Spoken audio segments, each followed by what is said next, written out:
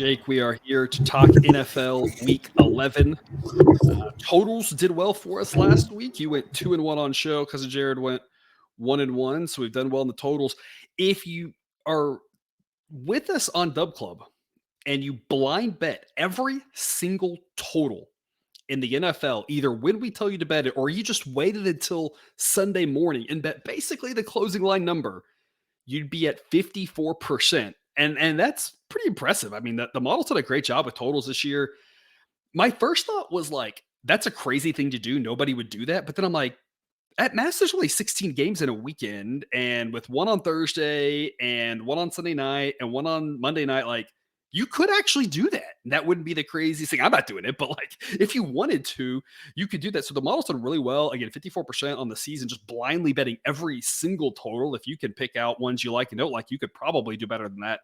So Dub Club is the place to be to get all that information and all the A grade plays. Only went 3-3 last week, 0% ROI. We actually lost 0.003 of a unit. So that's, I think, the definition of rounding. I think when you look up rounding error in the dictionary, it's what happened in week 10 A grades. But the A grades, the worst week we've had is losing, I believe, 0.3 of a unit every other week. But this one and that one have been positive 26% ROI on the season. And look, you can get to the Dub Club. I made a QR code. I'm doing the technology thing. I'm a terrible marketer. We've long joked about how terrible I'm at the marketing and business aspect of this. I just do the math and I watch the sports. But there's a QR code. If you snap that QR code or if you use the promo code YouTube, you will get $5 off your first month. That link's also in the show description, Jake. I'm trying to make it easy for the people to find us because, again, I'm just terrible at running a business. I just do math. Hey, that's a skill. There's a reason there's only so many people out there being entrepreneurs and doing it well. I don't have that skill. Incredible. Yeah, but you know what? When you're talking about totals, you know what's great about totals? You're either cheering for both teams or cheering against both teams. Mm-hmm.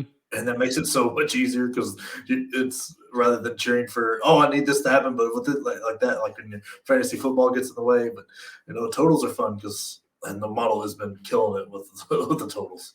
Fantasy does really cloud sports betting. I feel like it's hard to do both, hard to really care about both. You kind of have to care about one a little bit more than the other, but the benefits, again, over on Dub Club, you'll get all sorts of goodies: college basketball, college football, NFL. Again, you can sign up with that QR code. Costs under $1 a day, and again, you get $5 off your first month with that promo code. Jake, looking to continue what's been a very successful NFL season. I might say some controversial things in this episode. We'll see how it goes. We'll see how feisty I'm feeling. But we're going to start off here Thursday night. We're going to cover all the prime time and the one-off games like we try to do, not every week, but starting off Thursday, Cincinnati and Baltimore. Look, I don't want to bury the lead here. All models are wrong, and some models are useful. My model is wrong. I also think it's useful. It's been working for us. Is the model too high on Baltimore? I'm not really sure. Actually, Baltimore's one of the better teams. Every time we think we found the best team in the NFL, they promptly lay an egg, and in some cases, like the Buffalo Bills, they lay 3 eggs. The Dolphins were the best team, and then they got thumped by Buffalo. And Buffalo is the best team, and they've been looking terrible for half the season now. Baltimore's the best team, and what in the world happened to them last week in the fourth quarter? I don't know. So are they the best team? I don't know. There's a lot of good teams. They all seem to have off weeks. That's just the way it goes. It's the parity of the NFL. These teams are really close together.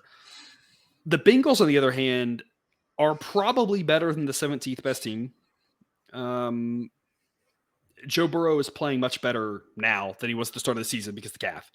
And he's the one exception, I think, to the benefits of this player-based model because most players don't play as hurt as he did. He's one of the exceptions to that because a star quarterback can be 70%, 80%, and still might be better than the backup. But that's not true at almost every other position. For almost every other player, you either can go or you can't.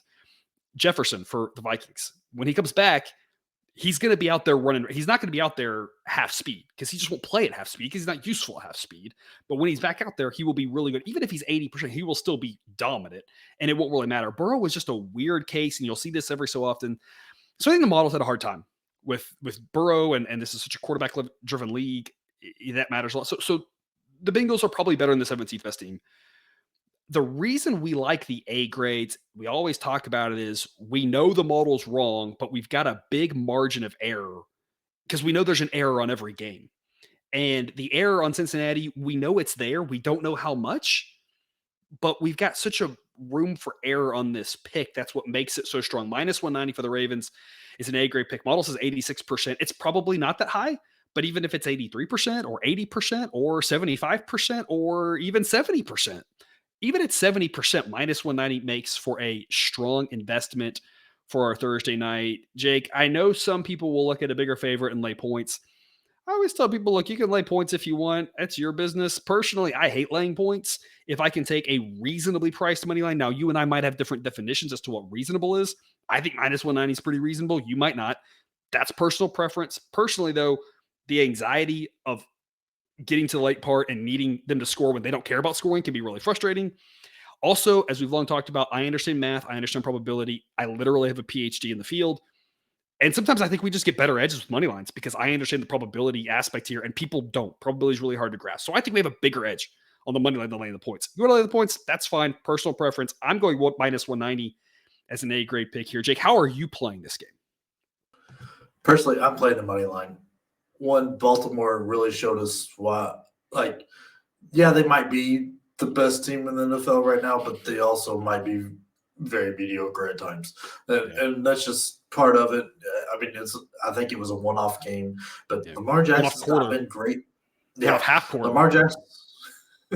Lamar Jackson is good, very, very good, but he's not having one of his best years. I think if you add up the fumbles he's lost and his interceptions, he's got as many turnovers as he does touchdowns. The Baltimore Ravens offense is just weird because it's good, but it's not. So I don't know. So I don't trust them to win by enough, and I definitely don't trust Cincinnati to just lay an egg or anything like that because that offense, even without T. Higgins, will still be good because Jamar Chase is good, Tyler Boyd is good, Joe Mixon's got talent, and Burrow is incredible. But Which we assume Higgins will be out given his injury and the shortcoming to Thursday. He's listed as doubtful, and it doesn't seem likely that he'll play. So, I'm operating as if he's not because there's no way he's going to be playing at full speed, and a half speed wide receiver is not great. But I think the defensive end that got hurt towards the end of that game is a big loss for that defense. And that's factored into the grading of their defense being number 25 is losing him. That's the benefit of a player-based model. Yeah, and I think that's a big loss, especially going into a short week against a guy like Lamar Jackson who can just take off and run. Trying to prepare your second and third string guys for that is going to be tough. I think Baltimore is a smart play at minus 190. It seems a little high, but I like it. I don't want to lay the points because I don't trust either team to do what they need to do for us to win by a spread. I also like the money line here because I could be wrong. I don't know if there's any data on this, so someone can point it out in the comments if there is, and I've just missed it.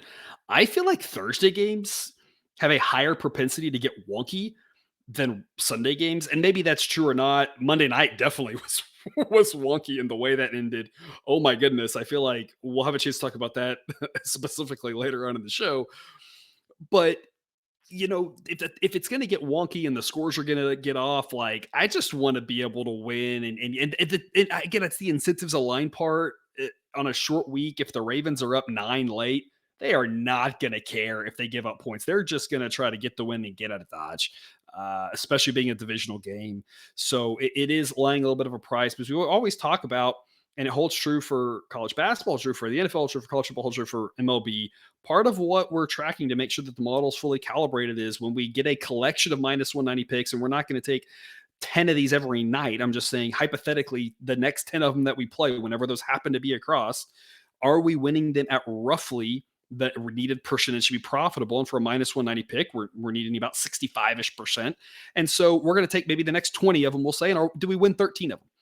This one might win or lose. That doesn't make it right or wrong or smart or not smart. What makes it good is on the overall is when the model's saying you should be taking minus 190, are you winning enough of those to be profitable? That's all we care about is profits, whether it's minus 190 or plus 190. And so that's kind of how we're looking at this. So, and like I said, specifically, I like the Thursday night aspect of if it gets weird, I just don't want to have to deal with points. Jake, it doesn't really pertain to this game as much. So the time stamping, it's going to look like we're talking about this game for forever. But you mentioned Lamar Jackson not being as impressive this year. He's fallen to the 7th best quarterback, but it's interesting. It seems like a lot of quarterbacks have struggled this year. Joe Burrow early on with the injury that had an excuse. Lamar Jackson, he's had good moments. He's also had, like you said, some turnovers. Josh Allen still rates as sideline's best quarterback, but the gap is shrinking, and Tua's right behind him at number 2. At this point, I would say Tua's been great, but there's been games where Tua disappeared, like including the London game, where he had some, rougher moments at the end of the game. And obviously Josh Allen with the turnovers has been such a big problem. Mahomes hasn't looked that great this year. And part of that is not having quite as many weapons at wide receiver, but it just seems like the top quarterbacks, they've all had some rough moments this year, which is why you're hearing talk of CJ Stroud for MVP as obviously a long shot because of how good he's been. Model has him up to the 10th best quarterback, and we'll talk about him next. But it just seems like a little bit more uncertainty with the top quarterbacks this year than in years past. I don't know if you found the same thing or not. Yeah, but I was crediting more defensive improvement. Mm-hmm. Like we've seen a lot of these top tier draft picks are like your pass rush because they're responding to, like, the NFL's responding to the great run of quarterbacks we've had. So you're getting a lot of like guys like Sauce Gardner going up there. I mean, I know he's a cornerback, or what's his face from Alabama. I mean, the Texans literally took Alabama's starting 2 linebackers last year and on their team, and they're playing. Like, you've got guys like that coming into the league that are making a big difference. And they used a star cornerback at LSU to shut down a star wide receiver from LSU on Sunday, right? I mean, that's kind of interesting. Yeah, it's just wild, and I think it's more the defenses are stepping up because rather than, and then like it seems with this whole running back issue where the top guys aren't getting paid anymore or anything or as much anymore. I think that's also letting the defenses concentrate more on the pass. So it's making the quarterback's jobs a little bit harder, but that's my highly uneducated opinion. Yeah, it's just I thought it's been an interesting year, but we'll move forward to the aforementioned CJ Stroud, and it feels like offensive player of the year, kind of like offensive rookie of the year, kind of in the bag at this point. MVP. Maybe I think the right set of things have to happen for it, but I mean, it's obviously not off the table with how well they're playing. The models preached Houston and CJ Stroud all season. We said it from the very start that they actually had some talent. If they could get healthy, stay healthy, they'd be a decent team. You're starting to see that. Model has them up to number 10. Arizona up to number 27. Despite their offseason shenanigans where it looked like they absolutely didn't want to win, they have a couple of decent pieces, and they've had better injury luck than some of the teams, like maybe the Giants, who've fallen way down to the bottom. And the biggest difference, obviously, is Kyler Murray, who looked pretty good last week, has bumped that offense up to number 19. Defense still not very good, but the Arizona team isn't one to be slept on. The issue is I think they're getting a little bit too much credit.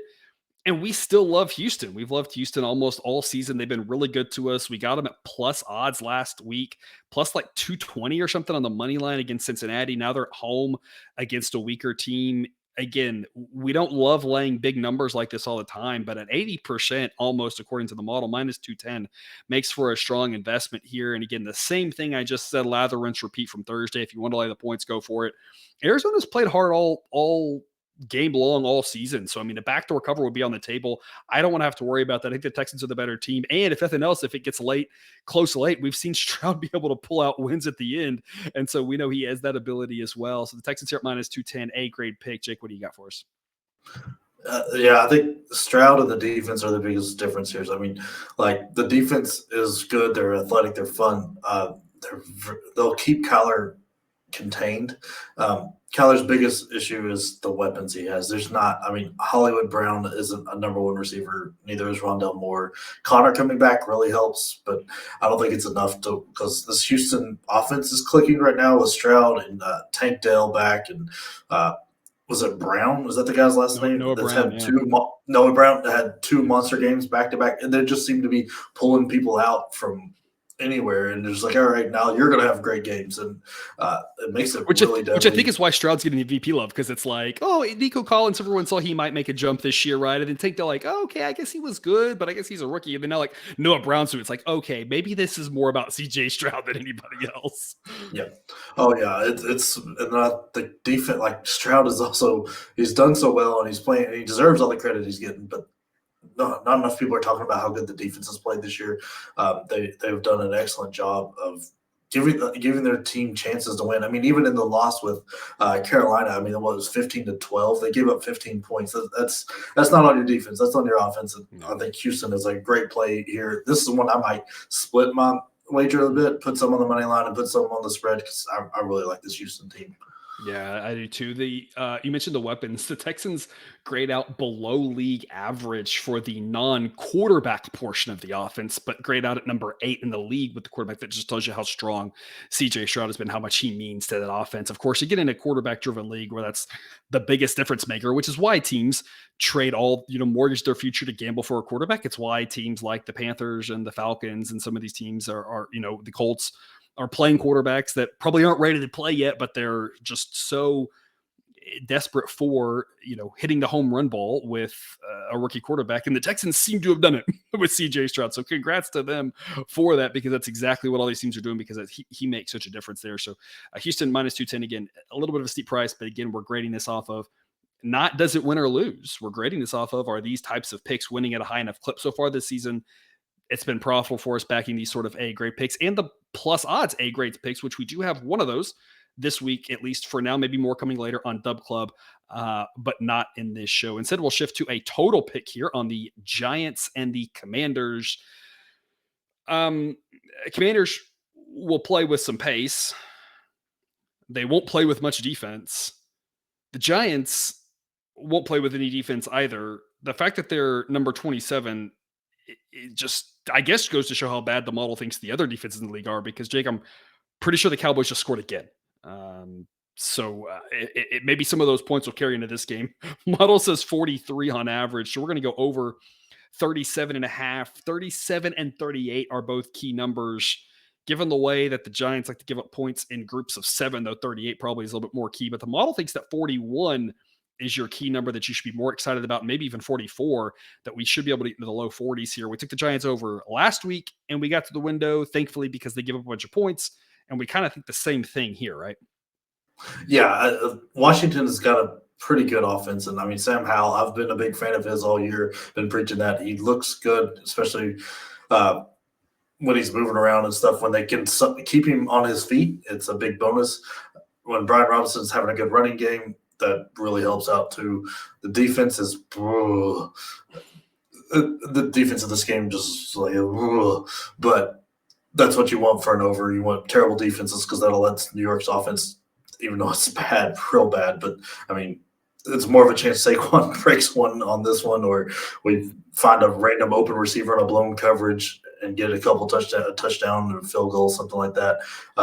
Because we don't really need much to get over 38. Like, I mean, there's a decent chance that Washington does it by themselves, as bad as this New York defense is, and the short fields they get from their bad offense. Yeah, that's where the biggest, we talk about this all the time, right? You should be able to identify just how your bet could lose. And if you're not thinking hard enough. The way this one loses is the Commanders defense is bad enough to allow the Giants to get a few first downs and then make them punt from midfield. That's what we have to avoid. If we just need the Giants offense to be competent enough against a very bad defense to, when they start moving the ball, to score, to break one, or when it can be so bad that it's just 3 and out, 3 and out, 3 and out, and do what happened with the Cowboys last week, where the Commanders are just getting great fields. They can move the ball against a bad Giants defense and, at least get 35 by themselves. And then we can trust that the Giants can eventually get a garbage time field goal or something like that. So we just need the Giants offense to not be in that tweener zone where they get 2 first downs and then punt it, and then Washington starting at the 10 every drive. We just got to avoid that. Hopefully, and this is where I like this pick too, is the model projects things on average based off the strength of the teams and the pace of the teams, and looking at the weather as well. But, just looking at it from we can't model every single thing, not every single variables in the model. you have to hope and think that the Giants, decision making is going to be pretty aggressive. And so you would hope that if it's 4th and 3 at midfield, they're not punting that ball because they know that this is like one of their few and best opportunities to score that they're going to go for. And that helps us out too, because then someone's got the ball at midfield and we don't really care who at that point. We just need to avoid midfield punts. And again, you'd have to assume they're going to be aggressive there unless it's 4th and 15 or something. So hopefully, again, if it's 4th and 15, it's from the 20 and not from midfield, which takes us to Tennessee and Jacksonville. Jacksonville struggled last week, to say the least. Tennessee's struggled all season, to be honest. Jacksonville, probably a little bit of just a blip in the radar. I don't know. My thought on this kind of is, you're never as bad as you looked at your worst. And Jacksonville looked pretty bad in that game. But the Niners might be, one of the best teams in football. They struggled here a few weeks with some injuries, but them getting healthy at this point matters a lot. And we have to remember that the Jaguars were driving to keep that a game, make that a game before a key turnover cost them. There's a big difference between the Titans and the 49ers. That's really all there is to it. This is a heck of a steep price here. Maybe the steepest price we've laid all season at minus 290, but it's a B grade pick. You can absolutely lay points. Again, I tell people on this, I've set in the code that we are, if it gets to 7 or more, that's when we're switching to spread. Should that be 6? Should it be 6.5? I don't really know. I'm just programming something in. So this is the official pick. However you want to play it. The model thinks that Jacksonville is the stronger play in this one. They're still a pretty solid team, and the Titans offensively not great, to say the least. Jake, what are your thoughts on this one? Yeah, look, to my knowledge, the 49ers, when they have all their weapons, play a full game. They're undefeated, and nobody's been close to them. The defense really stepped up this with a week to prepare. That bye week, that was just a buzzsaw that Jacksonville ran into. And I also think Jacksonville and Trevor Lawrence just had their worst game of the year, and it just combined for a really bad opportunity. But I think Jacksonville's going to snap back here. I don't think Trevor Lawrence looks that bad two weeks in a row, or Tennessee doesn't have the ability to make him look that bad. And NTM should have a good game. Tennessee's offense, they've already pivoted to next year, so they're just looking to see what they've got with Levis and Spears. Like Henry's not being used as much.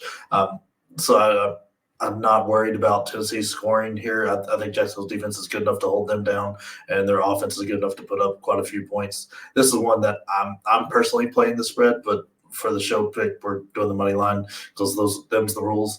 But personally, I'm playing with the points.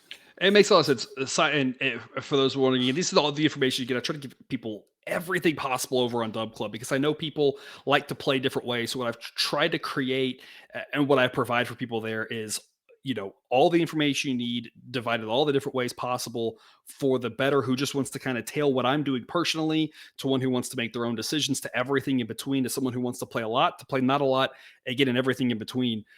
Sideline thinks that Jacksonville wins this game by an average of 9.3 points. And so that would make laying 6.5 a pretty smart decision, and probably about a B grade as well. -6 would be more fun. Just knowing how key 6 has kind of become, or quasi key it's become. Obviously, it's not as key as 3 or 7, but it's become much more important with the extra point being moved back and the change in the overtime rules. So 6 becoming more important. Rather like 6 and 6.5. But again, this was kind of a B- pick on the money line, or it's a B- pick on the spread. Either one, I don't think either one's a bad idea. I actually might go the other direction on this one and say this could be a blowout. You could have a pissed off Jacksonville team, and like you said, a Tennessee team that's definitely looking towards the future.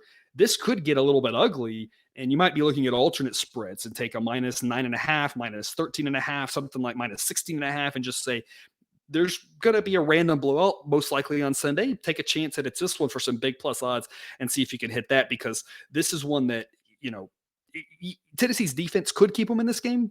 But if it doesn't, if the offense constantly puts the defense in bad situations, this is a possibility of a game where it just snowballs downhill and gets really ugly. And you mentioned the Niners, of course. Sideline has them up to number 1 right now that they're, again, fully healthy. Part of the ranking is how healthy are you right now?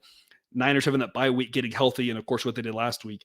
it's hard to argue with that at this point because you could at least excuse their poor performance that they had previously with those injuries. So Jaguars, again, will enjoy playing not the 49ers this week and instead playing the Texans. For sure. And we've also never been like a show that tells you to blind back every play. We've been more or less giving you the information to make the plays and letting you follow us if you want. That's why the picture on the screen, but trying to give you the right information, especially with your model, really helping dive through it. That's why, like, when I was looking at the model and the projections that we get with Dope Club, that's why I went with the spread over the money line. Yep, absolutely. Because you get that, you get the total projection, you get the threshold needed for A grade, B grade money lines, all sorts of goodies there that y'all get access to. To the afternoon slot, Seattle and Los Angeles. Jake, the Seahawks, we had them under. Cousin Jared helped to give that out over on TikTok and Instagram. And so we got the early total that he gave out for us and had the under with them and Washington, and that seemed okay for a while, and then the wheels just came off at the end. The last half, almost kind of like the Ravens game, right? The wheels just came off for that one. We're going to go back to it here and play the under, despite the Rams having a bad defense and getting Stafford back, and now maybe a little bit healthier with some of their skill guys. The hope here is that the Rams' pace is a whole lot slower than Washington's. Washington's is 4th. Los Angeles is 22nd. And I guess the hope is that when Seattle plays the Rams, it turns into a little bit of a lower scoring game than what happened when they played the Commanders last week. Is that our logic here kind of behind the under 46? That, and I think Seattle is a more or less an under team with how they want to approach the offense, especially with like Geno not having the greatest of years. I think they really want to lean on Kenneth Walker and Charbonnet that from an offensive standpoint. And the Rams, even at full strength, have never been a high flying team, high scoring team. Stafford wasn't having the greatest of years. Like he was doing well with Puka Nacua there, but there wasn't a lot of touchdowns going along with that. There was just a lot of yards, a lot of receptions, which is great fantasy-wise if you're in a PPR league, but if not, the running back situation they have isn't great. Their defense is Aaron Donald still exists, so they're always going to be better than not, but I don't know. The rest of the defense is kind of whack, and then Seattle's defense hasn't been great, so I think this is all an under game because I don't think there's going to be the ability to score a lot of points here. Yeah, you talk about Aaron Donald, of course. If I took him off of the Rams roster, I feel like the Rams defense might just vault to dead last because he's the one keeping them, from being embarrassed every week, and they still are embarrassed on occasion. The one of the reasons I saw the Rams was against the Cowboys, and they really struggled, and they give up a ton of points there. Part of that was the Cowboys seem to be scoring off of everybody at this point. And part of that was when you don't have Stafford, it's that same short field situation. It's kind of why we got the Giants over last week. What we're hoping for here is if your offense is that bad, there's a possibility you just are constantly having your defense on the field, which means it's going to give up points. With Stafford, that should at least be solved because he's good enough now to prevent that. The biggest thing you want with unders is like we talked about with the Giants, how we could lose. You want a team to move the ball a little bit. You want them to get a couple of first downs and punt, or 4 first downs and kick a field goal. So you just don't want them to be able to be uber successful.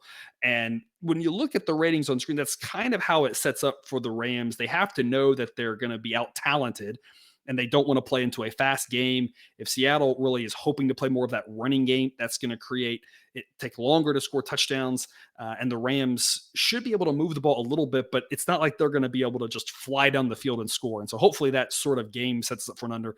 Models projecting 42.7. And so we're getting a win at the key number of 44. 45 can be key at times too, depending on how the game plays out.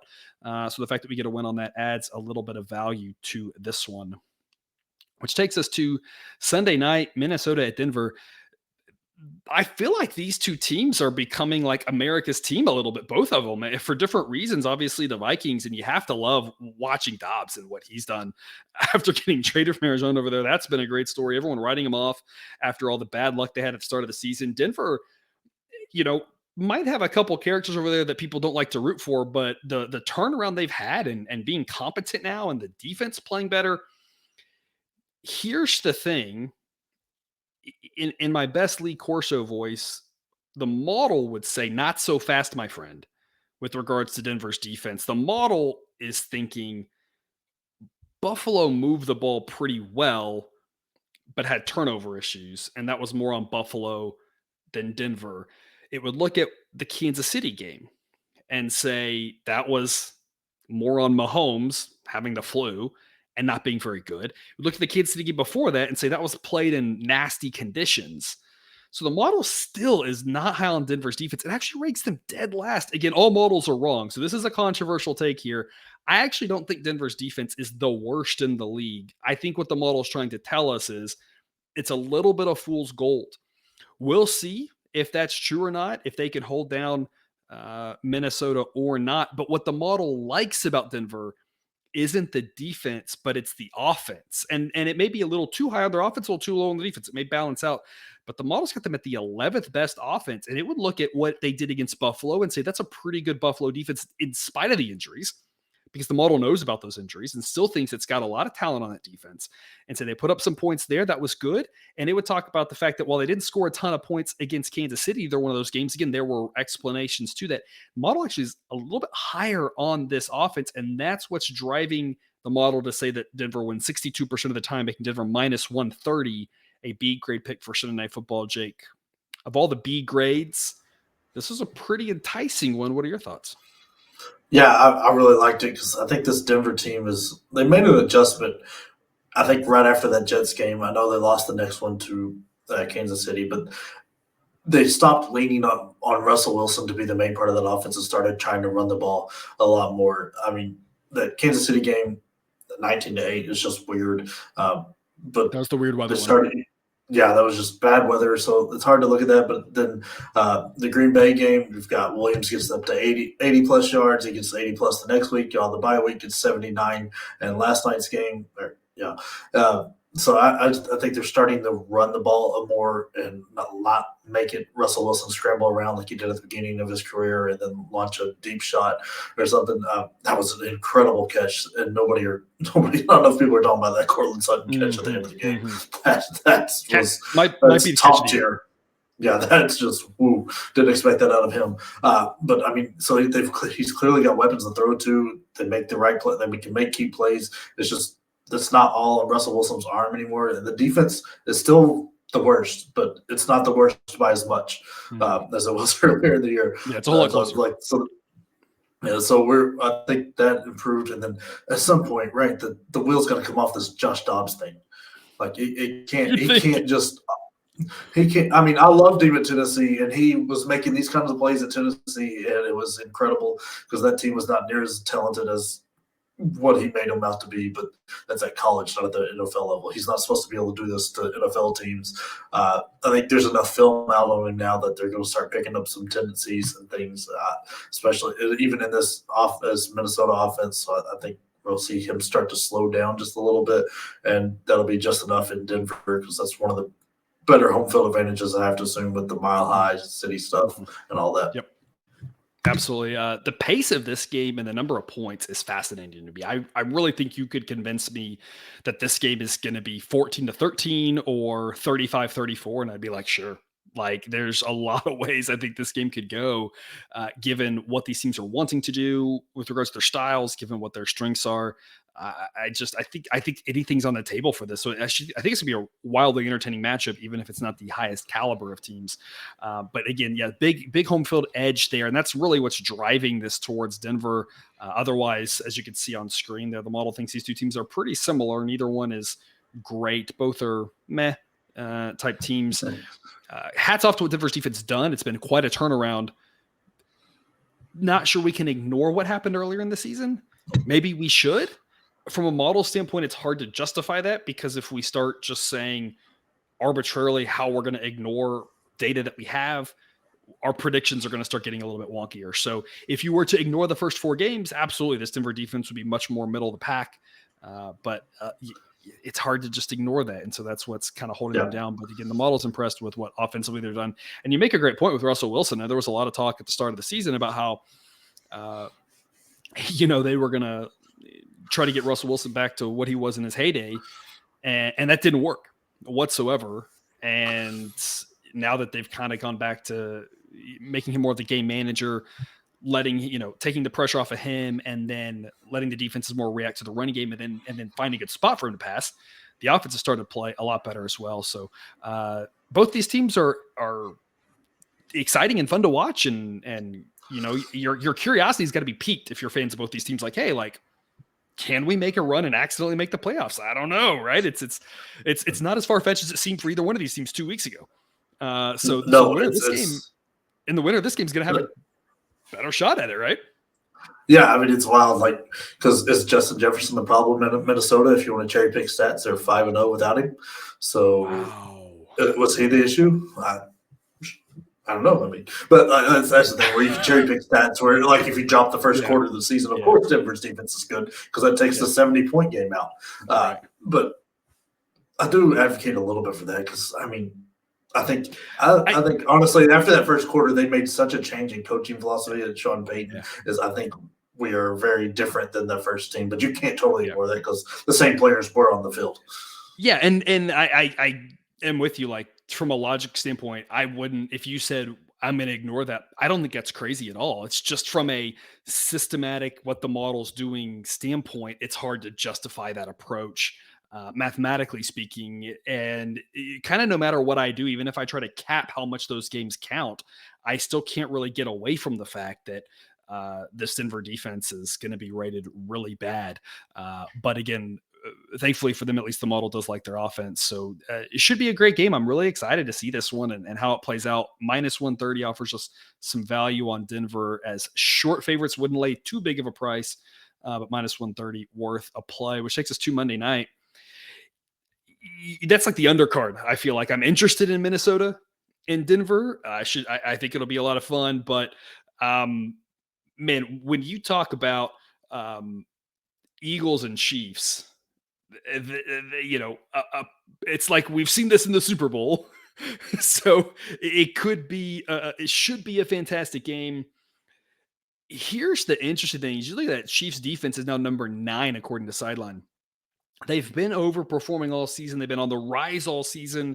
It wasn't really until that Dolphins game and what they did there that the model really kind of resynthesized how it looked at things, along with a couple of other just slight tweaks to the model, updating it.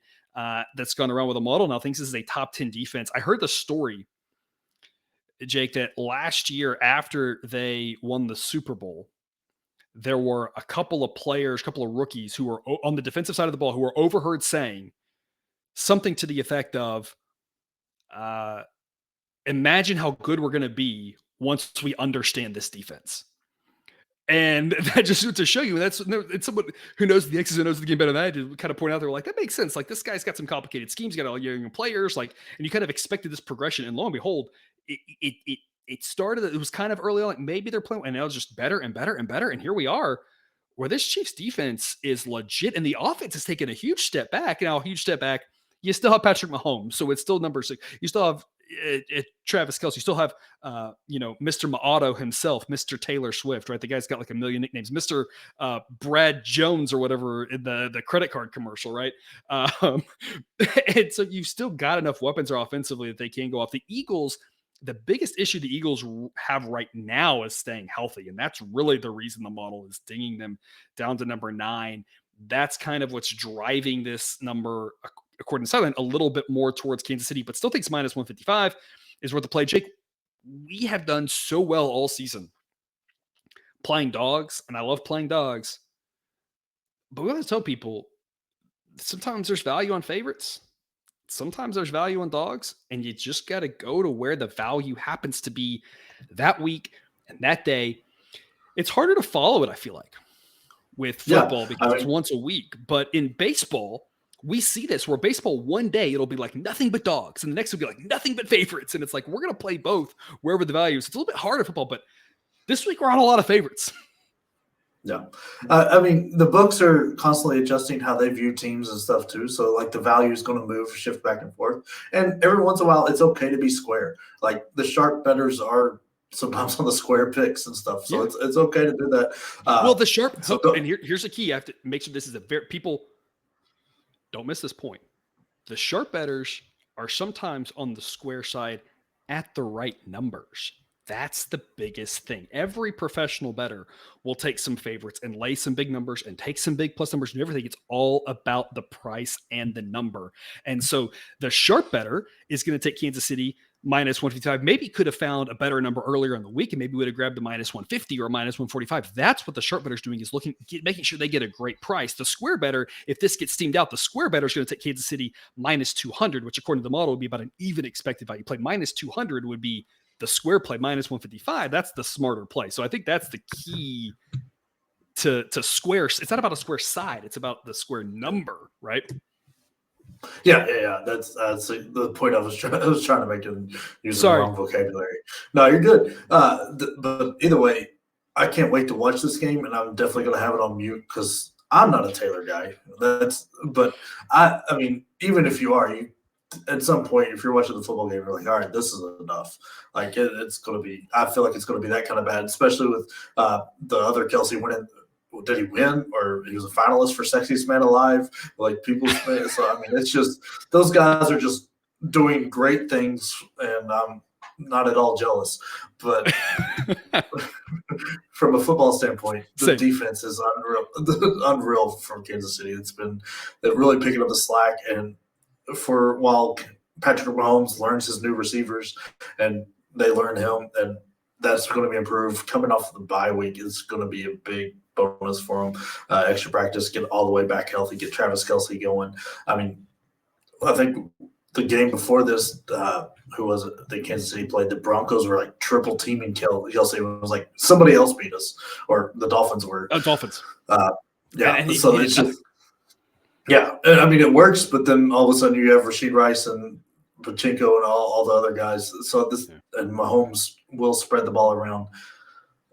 I like Kansas City to win this at home. I'm a little down on Philadelphia's offense.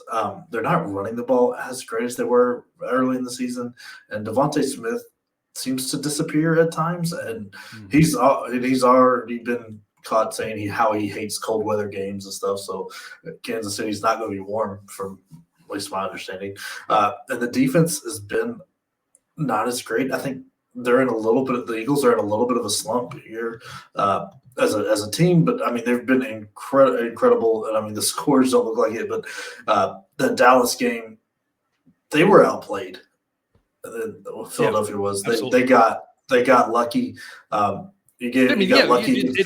They showed it in the Cowboys game. They had like a montage of all the ways the Cowboys fell just short of anything of these things happening, and they win the game. And it was just a montage of how did the Cowboys get that bad of luck? And you might say that's just the Cowboys, but the Cowboys are on the field here, so the Eagles might not get that same luck against the team in the Chiefs that a guy like Mahomes tends to make some pretty good luck, you know?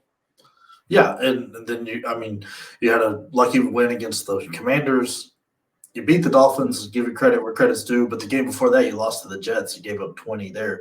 I think they're just in a little bit of a slump, and the wins have been disguising it a little bit. And I think Kansas City is going to be able to take advantage of that with the way their defense is playing and having a guy like Patrick Mahomes. The Eagles have their best linebacker and one of their top cornerbacks out for this game. That's their defense, along with, like you said, the defense just hasn't played quite as strong as we thought it really would all season.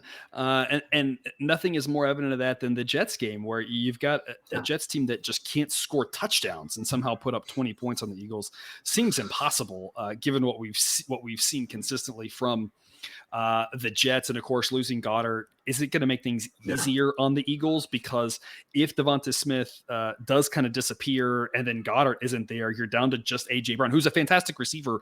But, we've seen sometimes, and seen it sometimes with Kelce, right? When you just have the one guy, you need someone else to step up. Obviously, the Eagles have the talent to do that, but losing one of their other opens in Goddard takes them, makes their offense a little bit less dynamic, because not to take anything away from Hurts, he's a good quarterback, right? But the way the Eagles offense has a case to be better than the Chiefs offense is not at the quarterback position. It's at everywhere else, because the Chiefs just have 2 stars on offense and they don't have a lot of supporting help. But now that you've taken one of the supporting helps away from the Eagles, that hurts them just a little bit more.